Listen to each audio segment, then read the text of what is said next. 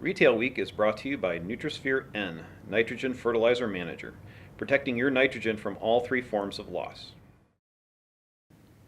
Welcome back to another edition of CropLife Retail Week. We've sent the CropLife team, at least a mass of them, off to the Maggie conference in Illinois. So if you're going to be out there, look for Eric and Eric Svilgoy and Rick Welder on the sales side. Matt Hopkins, our online editor, is also going to be there. So it's always a busy show, and there's a lot of new product releases there. So that should be real exciting.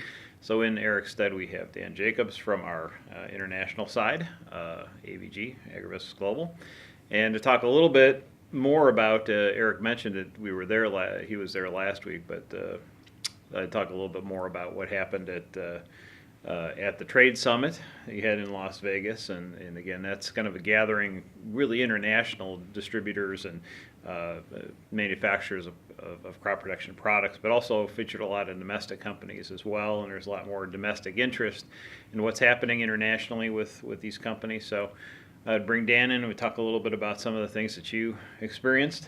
Welcome, Dan. Thank you. Yeah, it was a really interesting show. We were back in Las Vegas, as you mentioned, at the Bally's Convention Center. We set another record for attendance. We had over 800 attendees there, representing over 400 companies.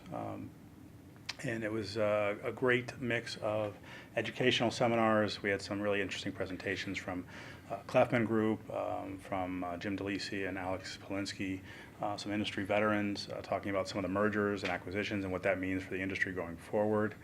It seems to be a continuing topic of conversation. And of course, there were just a lot of opportunities for one-on-one meetings for our manufacturers and distributors, which is really what they look forward to. Sure. Yeah, we're seeing, we mentioned some consolidations happening last week on the retail side, and certainly in the big companies going to be wildly affecting everything that we do here in the States. Yeah, it should be really interesting. It's, like you said, an ongoing conversation. It should create some really interesting opportunities for some smaller companies. FMC's names cropped up a lot. There should be some other opportunities for products that are available, research and development. A lot of things will be playing out over the next several months and probably years as these mergers and acquisitions go through their processes. Yeah, you made some interesting points in your editorial this month. You were talking about some changes you see in the marketplace overall. Yeah, there was an interesting article I read about. Well, let me back up here. Whenever somebody asks me what I do, I get that. I give them the elevator speech. By 2050, we're supposed to have 9 billion people on the planet, and we're going to increase our food production 100%. Well, there was a study done recently by a number of researchers from land-grant universities that suggests that might not be accurate, or at least not accurate today. They were using some old data from the early part of this century. And what they're suggesting is that that number is actually probably closer, somewhere between 25 and 70%, which, if it is closer to 70, is still pretty significant. But the other part of that is, again, we had some discussions about this at Trade Summit, is that 9 billion figure might not even be accurate. We actually have about 7.5 billion people on the planet right now, and there's some suggestion that number might actually decrease, not increase. So these the amount of food we need to increase might not be accurate, might not be 100%. Yeah, well, it's interesting. Yeah, and I think it's important, to note that we're continuing. Some of the technologies that are coming out, we're continually improving what we're doing, and from the standpoint of precision technology and precision agriculture, some of the movements toward greater sustainability. Improving the way we optimize water, where we're optimizing fertilizer.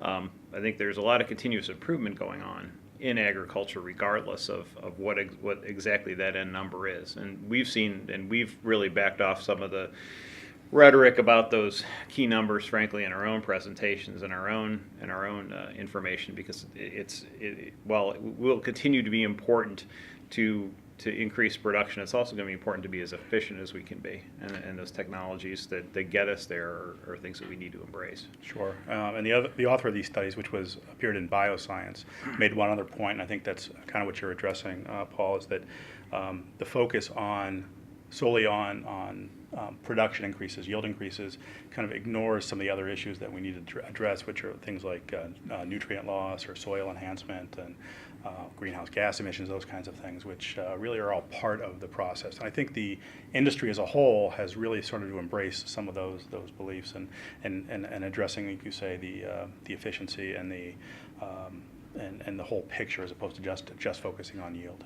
Sure. There's a couple more things after the break. Over the 9+ years, they've done over 400 trials, side-by-side replicated trials, and we've shown that 90% of the time we've had a positive yield response with Nutrisphere. So 90% of the time a crop producer out of those 400+ trials could expect a positive response. That positive response is average 10 bushel an acre across all 400+ trials.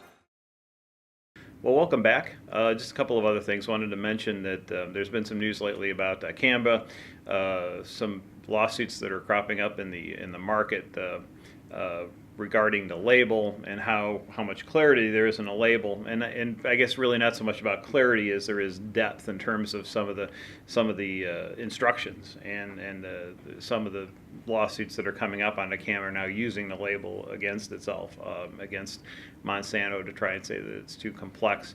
And Monsanto saying language is not complex, although it is a fairly lengthy label in terms of some of the instructions. I mean, and we've seen some cutbacks, and some folks are not applying when it's getting too hot, just not feeling like they can control the sprays when temperatures are getting extremely high.